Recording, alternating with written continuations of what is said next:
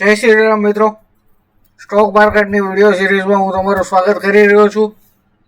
ઇન્ટ્રોડ્યુશન two stock market part 1 આજે આપણે record કરવા જઈ રહ્યા છીએ. હવે આપણે આ રેકોર્ડ કરીએ તેની પહેલા આપણે આમાં શું શું શીખવાના છીએ તેનો બ્રીફમાં પરિચય આપી દો.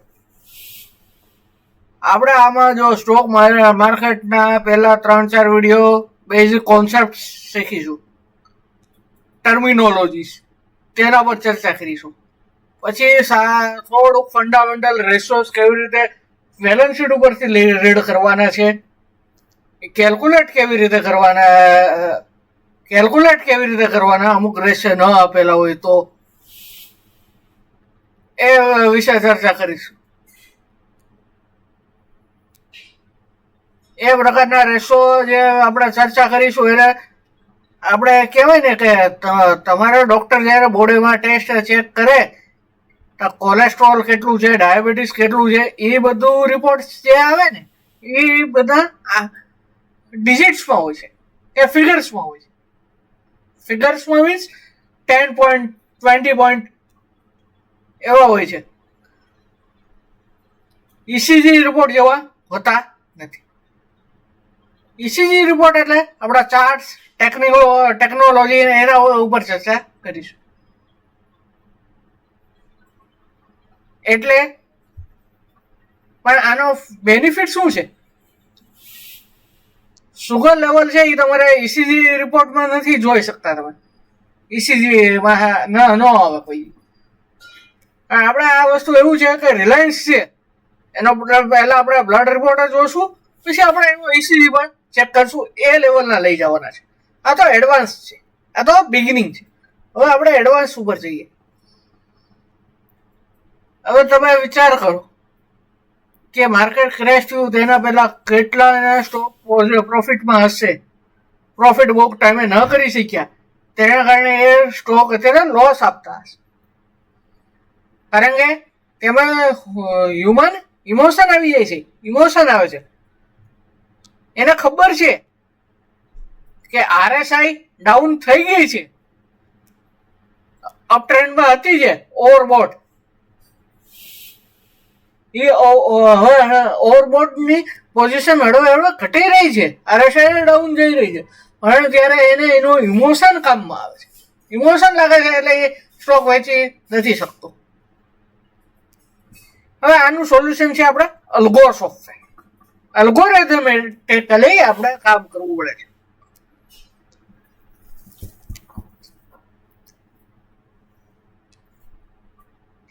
પહેલાના સમયમાં તો બ્રોકરને ફોન કરો તો તે તેના ટર્મિનલ ઉપરથી શોધા પાડતા હતા. હવે આ ફોન થ્રુ થઈ ગયું છે, મોબાઈલ એપ્લિકેશન થ્રુ થઈ ગયું.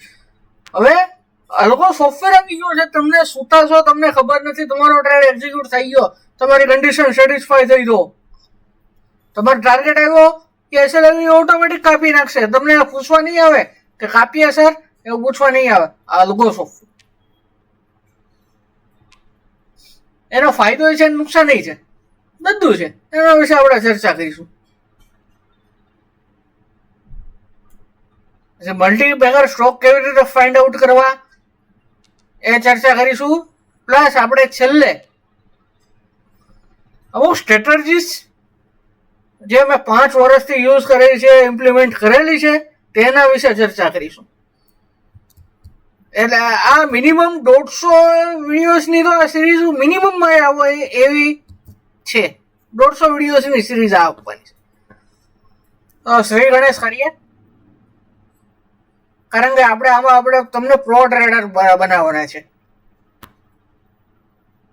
તમને પ્રો ટ્રેડર હું એવા લેવલ સુધી લઈ જઈશ કે CNBC કે જી બિઝનેસમાં કોઈ પણ ચાર્ટના સ્ટોકનું નામ કહેશે ને, તમે અહીંયા સર્ચ મારશો તમારામાં, તમે કહી દેશો કે આ ઓવરબોટ છે કે ઓવરસોલ્ડ છે, અત્યારે બાય કરાય કે ટ્રેડિંગ સિસ્ટમ કરી રહ્યા છે. એ વસ્તુ હું તમને લઈ જવાનું છું. જો એમાંય બધા ખરાબ નથી હોતા, અમુક સારા વ્યક્તિઓ પણ હોય છે, પણ એ આપણા મગજને ડિસાઈડ કરવાનું છે. હવે આમાં આ વિડીયોમાં આપણે શું શીખવાના છીએ? સ્ટોક શું છે, What is stock market? Types of stock markets, types of markets, types of traders, investors, market participants and stock exchanges. એના વિશે ચર્ચા કરવાની છે. What is stock? હું આ તો તમને કહી દઈશ, ઓવરઓલ હું તમને કહી દઉં આમાં કેવું શું છે. ધારો કે XYZ કંપની છે, એના પ્રમોટર પાસે 100% સ્ટેક છે, તો એનું બધું ઇન્વેસ્ટમેન્ટ થઈ ગયું, કંપની ફેમસ થઈ ગઈ, એનું ઇન્વેસ્ટમેન્ટ, એનો બિઝનેસ બધું સારું છે. તો એને હવે શું થશે કે હું મારો સ્ટેક જે 100% છે એ 75% કરી નાખું, 25 OFS લાવું, હું મારો માલ વેચું તો મારા પૈસા છૂટા થાય ને હું કઈ બીજા બિઝનેસમાં રોકાણ કરું. મારે લોન લેવી નથી. એટલે એ વિચાર કરે, નાના નાના ભાગ પાડે શેરના, અને એમ કે હું તમને આટલો પર્સન્ટ આપીશ, તમે એક શેર તમે આટલા રૂપિયા ચૂકો તો હું તમને આટલા શેર આપીશ, એમાં ભાગ પાડે. એટલે તમે માલિક બન્યા, તમે જેટલા શેર લીધો એ પ્રમોશનમાં માલિક બન્યા.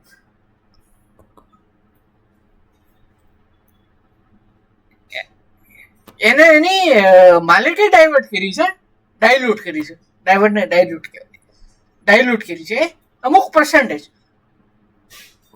પણ ઓનરશિપ હજી એની જ છે.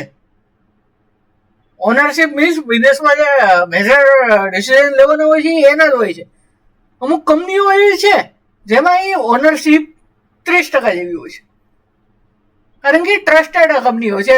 ધારો કે TCS છે, ઇન્ફોસિસ છે, એમાં તમે જોવા જાઓ ને પ્રપોર્શન બહુ ઓછો, કારણ કે એને ખબર છે, કારણ કે ટ્રસ્ટનું એમાં 50% હોય, 30% બીજા, એમ કરી 75% મેજોરિટી સાબિત ગમે એમ કરી 51% એ લોકો કરી દેતા હોય છે.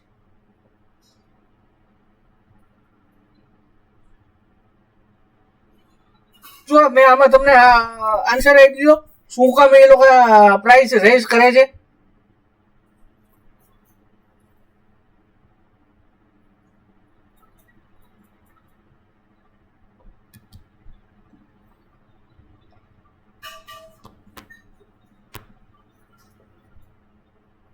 હવે વિચાર કરો, લોકો શું કામ પ્રોફિટ તમારી કંપનીમાં ઇન્વેસ્ટ કરે? એક તો તમને એને પ્રોફિટ થતો હોય, ડિવિડન્ડ આપતો હોય, લોંગ ટર્મ વેલ્થ એને ક્રિએશન કરવી હોય, બેંક ઇન્ટરેસ્ટ કરતા વધારે એને કમાણી કરવી હોય ત્યારે કરે.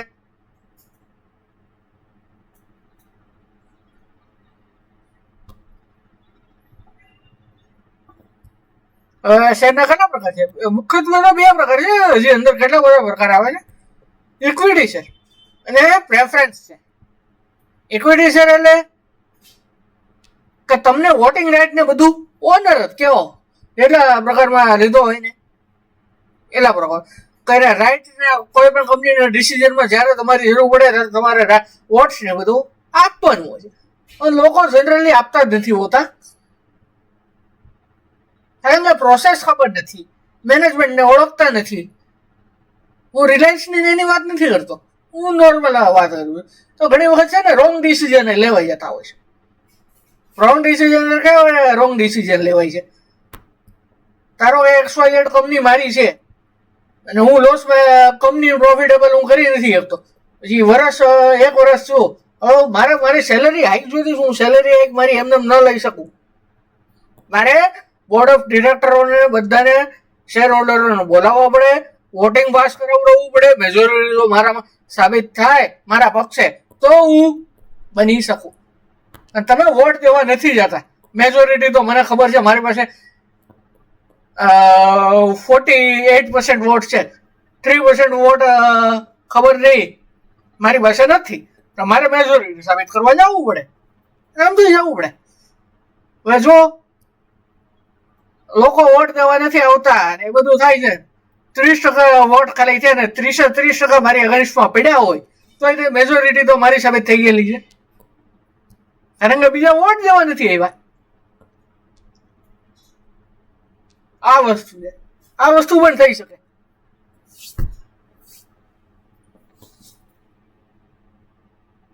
હવે પ્રેફરન્સ શેર એટલે કેવા છે? પ્રેફરન્સ શેર એટલે એવો શેર કે મારે થોડાક શેર આપવા છે ક્લાયન્ટો, પણ એવી કન્ડિશનમાં આપવા છે કે હું ડિવિડન્ડ ને બધું આપીશ અને પ્રાયોરિટી આપીશ. જ્યારે ધારો કે મારો બિઝનેસ ખતમ થવાનો છે, હા હું ઝીરો કરવાનો છું, તો પહેલા પ્રાયોરિટીમાં શેર હોલ્ડર કરતા તમે પહેલા આવશો કે મારે તમને શેર આપવાના છે. પણ હું એમ કહું છું કે તમને વોટિંગ રાઇટ હું નથી આપવાનો, કારણ કે હું 51 કે 52% આવું ને 3% મારે સ્ટેક ડાયલ્યુટ મારો કરવો છે. જી હું એવા શેર બહાર પાડીશ જેથી હું પ્રેફરન્સ શેર તમને વોટિંગ રાઇટ નથી એટલે મેજોરિટી મારી પાસે પાછી આવી જાય કે નહીં, આ વસ્તુ છે. પછી આ એક્ઝામ્પલ આપ્યું છે.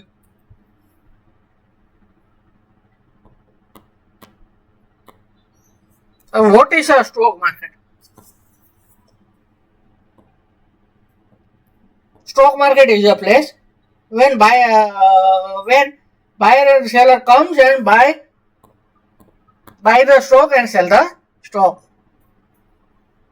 and exchange the money, ownership of the company.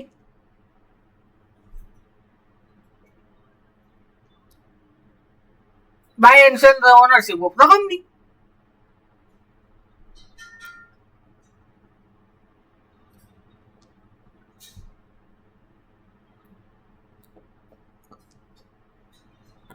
All the transactions are controlled by a stock exchanges, NSE and BSE. It provides a safety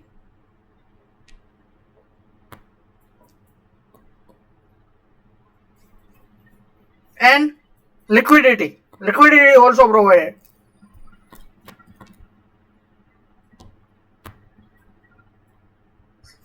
In India, mainly two stock exchanges, NSE and BSE, primary stock exchanges, and two types of market, primary market and secondary market.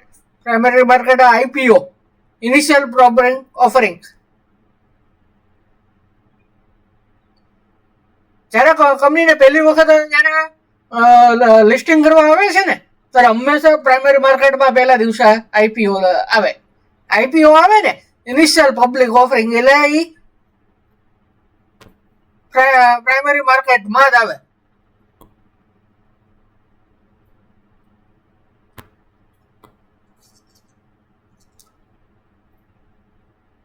ને આમાં investor direct કંપનીમાંથી ખરીદી દે. ધારો કે મારી company એવી જયારે હું લિસ્ટેડ થવા આવ્યો, હું મારો 10% સ્ટોક ડાયલ્યુટ કરું છું, ફર્સ્ટ ટાઈમ આવું છું, ત્યારે મારે આઈપીઓ જ લાવવો પડે. હું ઓપન માર્કેટમાં એમને ના આપી શકું. કેમ અત્યારે રિલાયન્સ ટ્રેડ થતો હોય ઓપન માર્કેટમાં, એમ મારો શેર ટ્રેડ ન થાય. મારે અમુક વ્યક્તિઓને શેર આપવો પડે, એના માટે બીડ થાય. ને બીડ 3 પ્રકારે થાય છે. પ્રીમિયમ ઉપર થાય છે, ફેસ વેલ્યુ ઉપર થાય છે અને અંડર વેલ્યુ થાય છે.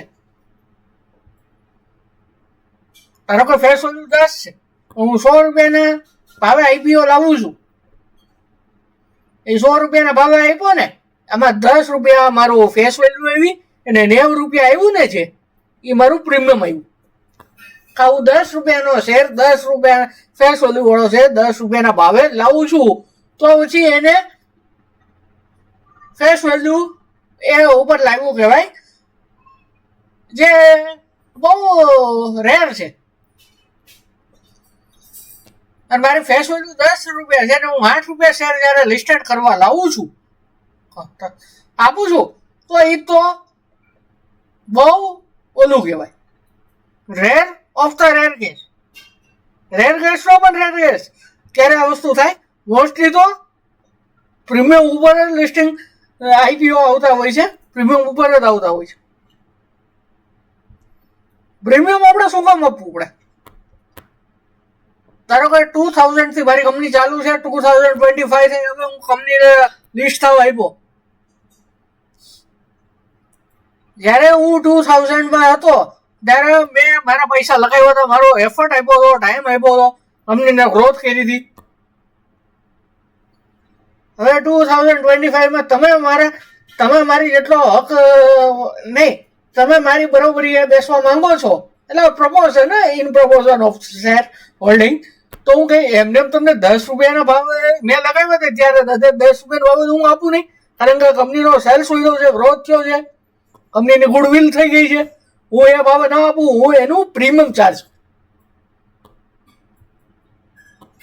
એટલે ફેસ વેલ્યુ ખરેખર આપવા આવે. જ્યારે ડિવિડન્ડ ને બધું ડિક્લેર કરતા હોય ને, એમ કે 150% ડિવિડન્ડ આપ્યું છે, હવે એની ફેસ વેલ્યુ હોય 10 રૂપિયા, 150% ડિવિડન્ડ આપે એટલે પ્રાઇસ ઉપર 150% ડિવિડન્ડ નથી આપતા માર્કેટ પ્રાઇસ મુજબ, પણ એ 15 રૂપિયા ડિવિડન્ડ આપે છે.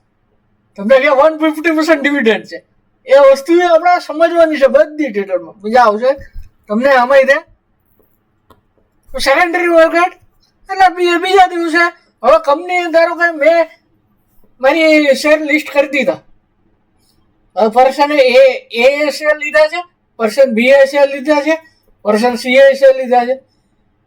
હવે પર્સન ડી એવો એને આઈપીઓમાં શેર મળ્યા નથી, હવે પર્સન એ છે એને 30% પ્રોફિટ છે, તો એને લાઈને હવે શેર હું વેચી નાખું. એટલે એ જ્યારે શેર વેચે છે ને પર્સન ડી બાઇંગમાં આવે છે ત્યારે એ બંને સેકન્ડરી માર્કેટમાં આવે છે. મારા થ્રુ તો મેં તો ખાલી પર્સન એ, બી અને સી ને આપેલા, ડી ને તો એ ઓપન માર્કેટમાંથી લે છે ને.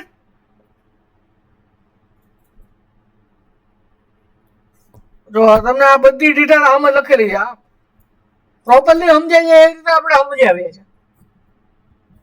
બંનેનો ડિફરન્સ શું છે? Primary market first time share issue IPO, secondary market after IPO regulator trade. Investor buy from the company. Investor buy and sell from the each other.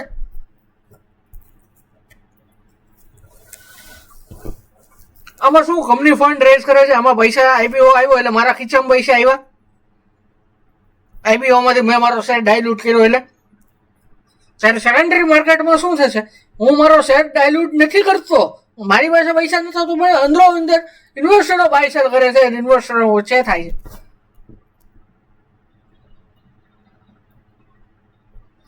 આમાં પ્રાઇમરી માર્કેટમાં શું હોય છે કે આઈપીઓ પેલા હું મારો ભાવ નક્કી કરું કે 100 રૂપિયા હું લાવવા માંગુ છું, 100 રૂપિયા હું આપવા માંગુ છું.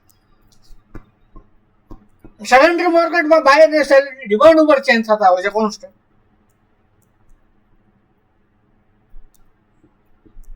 Type of trader and investor. એક તો ટ્રેડર એટલે same day delivery, buy sell થઈ જાય, ઓવરનાઇટ કઈ લઈ ન જાય, ઓછો પ્રોફિટ લે અને સારી ડિસિઝન મેકિંગ આપે. Swing trader hold a position few days to few weeks, capture short term trend, use technical analysis, એ બધું કરવું પડશે. એટલે અમુક મહિના અઠવાડિયાઓ સુધી હાલે. હવે ત્રીજા પોઝિશનલ છે ટ્રેડર. પોઝિશનલ એટલે સ્ટોક અમુક મહિના, અમુક અઠવાડિયાથી માંડીને અમુક મહિનાઓ સુધી રાખે.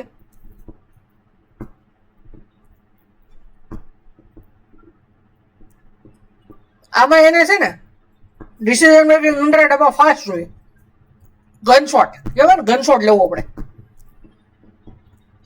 જ્યારે સ્વિંગ ટ્રેડિંગમાં ટેકનિકલ એનાલિસિસ, પેટર્ન, બ્રેકઆઉટ એ બધું ધ્યાનમાં આપવાનું આવે છે.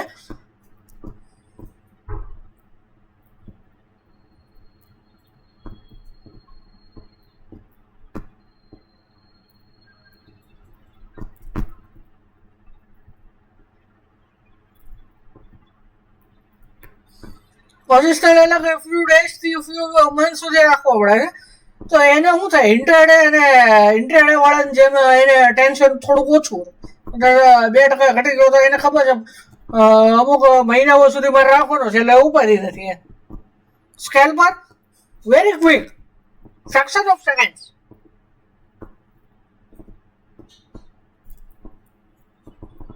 એટલે માટે એડવાન્સ સ્કિલો જોઈએ સ્કેલ પર માટે તો, અને ઇન્ટ્રાડે અઘરી વસ્તુ.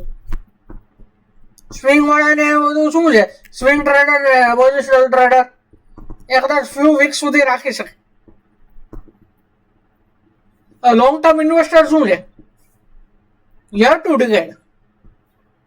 ધારો કે મેં 2020માં રિલાયન્સનો શેર લીધો, 2000માં, સોરી 2020માં નહીં, 2000માં લીધો, 2025માં વેચો એટલે હું લોંગ ટર્મ ઇન્વેસ્ટર થઈ જાઉં. આનું ફોકસ શું હોય છે? સ્ટ્રોંગ બિઝનેસ, વેલ્યુએશન અને કમ્પાઉન્ડિંગ. રિસ્ક એનું ઓછું હોય છે. આને ફાઇનાન્શિયલ જોવું પડે, આને ફાઇનાન્શિયલ લોંગ ટર્મ ઇન્વેસ્ટર જોવું પડે. Value investor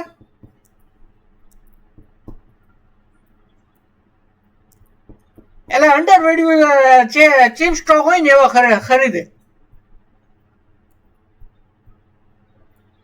by low and sell high, buy low and long term hold ને સેલ હાઈ. એટલે આ શું છે, અંડર વેલ્યુડ કંપનીઓ હોય ને હવે ખરીદે.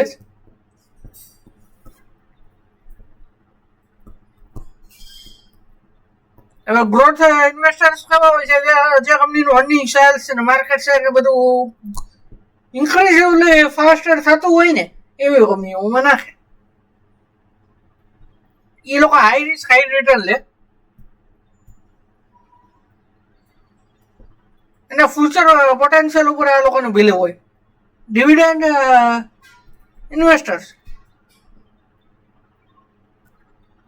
એટલે આ કંપનીઓ કેવું, ઘણા એવા ઇન્વેસ્ટરો હોય છે જે ડિવિડન્ડ આપતી કંપની હોય ને એમાં ઇન્વેસ્ટ કરે.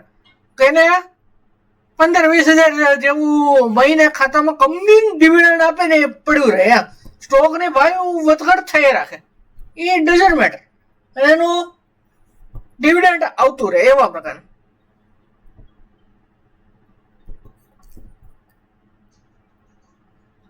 ટ્રેડર કોને કહેવાય? Short term. અને ઇન્વેસ્ટર લોંગ ટર્મ.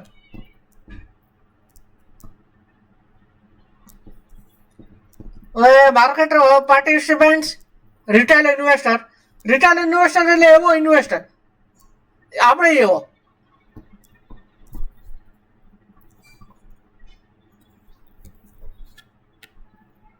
ઇન્ડિવિડ્યુઅલ કે પછી HUF, આ પ્રકારના ઇન્વેસ્ટરોને રિટેલ ઇન્વેસ્ટરો કહેવામાં આવે છે. HNIs એટલે એ લાર્જ અમાઉન્ટ ઓફ મની આપે એવા પ્રકારના છે. એ ઇક્વિટી ડેપ્ટ માર્કેટમાં કરે. આપણે પણ ઇક્વિટી ડેપ્ટ માર્કેટ IPOમાં કરી શકીએ.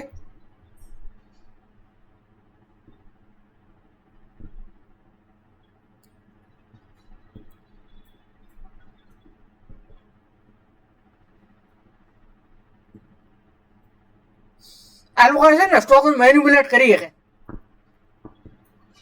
HNIs, DIIs એટલે આપણે મ્યુચ્યુઅલ ફંડ આવે, ઇન્વેસ્ટર બેંક્સ આવે, બેંકો આવે, ઇન્વેસ્ટર LIC કંપની આવે, પેન્શન ફંડ આવે. આ બધા તમને શું લાગે છે? મ્યુચ્યુઅલ ફંડ ને આ બેંકો ને એ બધા પાસે કેશ પડ્યું હોય તો શું કરે છે? એ લોકો કઈ ઇન્વેસ્ટ કરે છે ભાઈ? એ આ બધા DIIs કહેવાય.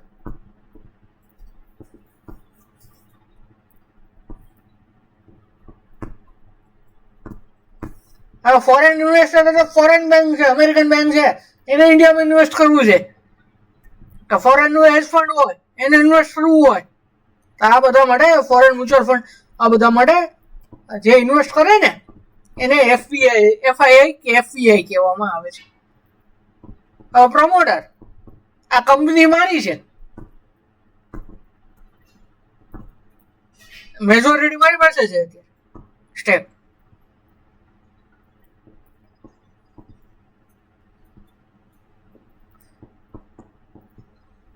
હવે ધારો કે 90% મારે પ્રમોશન વધ્યો હતો, 10% તમને લોકોને ડાયલ્યુટ કર્યા હતા. હવે ઓપન માર્કેટમાં હું આવું છું, પ્રાઇસ મારી ટોપ ઉપર છે, હું પાછો 10% મારો પ્રમોશન બ્લોક ડીલ કે પછી ઓપન માર્કેટમાં આવીને પણ હું કરી શકું. એ પ્રકારનું હું કરું છું. એટલે હું મારો કંટ્રોલ 10% ડાયલ્યુટ કરું છું. તમારા લોકોના મગજમાં એ પણ વિચાર આવવો પડે ત્યારે કે મારો બિઝનેસ સારો છે, હાઈ ઓવર સ્ટોક છે, તો હું મારું શેર ડાયલ્યુટ હું કેમ કરું છું? એટલે હું મારો શેર વેચવા આવું એટલે હું પ્રમોટર આવું.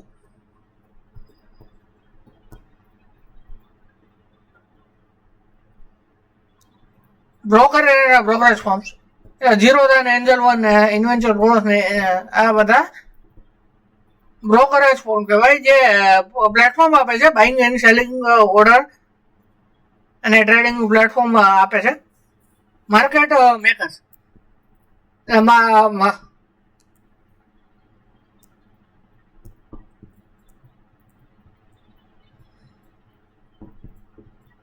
એટલે બાયર અને સેલર ને લિક્વિડિટી બધું, એટલે આ પ્લેસ છે અહીંયા બાય સેલ ને બધું કરી શકો એમ. રેગ્યુલેટર સ્ટોક એક્સચેન્જમાં કોઈ પણ સોદો પડે, મારો 10% ડાયલ્યુટ કરવો છે હિસ્સો, મારે આઈપીઓ લાવતા પહેલા સેબીમાં જવું પડે અને ત્યાં મારે DRHP ફાઇલ કરવી પડે. એ બધું જોવે, રેકોર્ડ છે બધું જોવે. એને લાગે ક્લીન છે તો મને ક્લીન ચીટ આપે કે તમે આ ભાવે આઈપીઓ લાવો. એ ભાવ મારે ઓલરેડી આપવો પડે. એ એમ કે સેબી કે આ ભાવ તમારું ઓવર વેલ્યુડ છે, તમારે વેલ્યુએશન ઘટાડવી પડશે, તો મારે નવી બીડ આપવી પડે વેલ્યુએશન ઘટાડીને.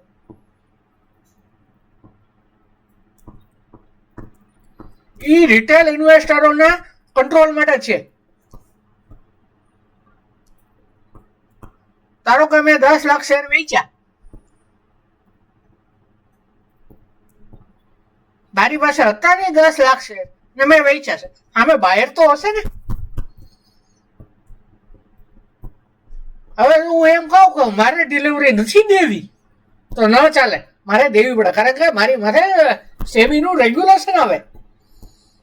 પ્રમોટર છે, પ્રમોટર માથે રેગ્યુલેશન હોય, બ્રોકર માથે સેબીનું રેગ્યુલેશન આવે. આપણે હમણાં ગણ્યા HNIs, FPI, DIIs, QIB investor અને ઇન્ડિવિડ્યુઅલ બધા માટે સેબી આવે. It controls banker, brokers, companies, exchanges and protect investor investment. Stock exchanges બે છે, NSE, BSE. In simple words, small investor buying and invest.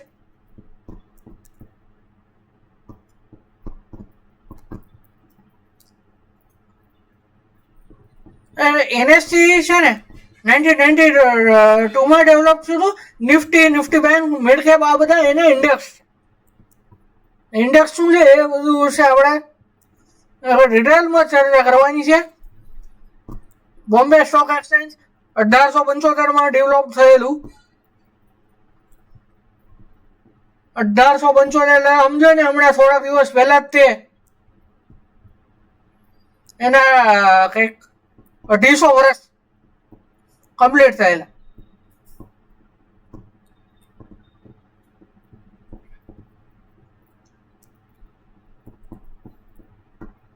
અમુક જે છે Ahmedabad exchange, Kolkata exchange, Madras stock exchange આ બધા બંધ થઈ ગયા, આ પછી મર્જ થઈ ગયેલા છે.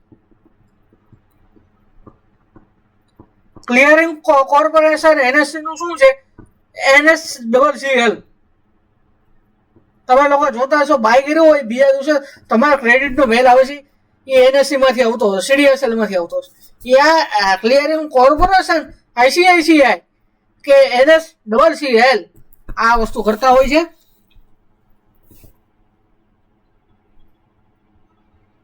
સ્ટોક એક્સચેન્જ નો રોલ શું છે? Provide platform to buying and selling security, ensure a fair and transparent pricing, protect the investor by following SEBI rules, provide a market data like charts, volume and prices, help companies to raise capital. In simple, NSE, BSE are two main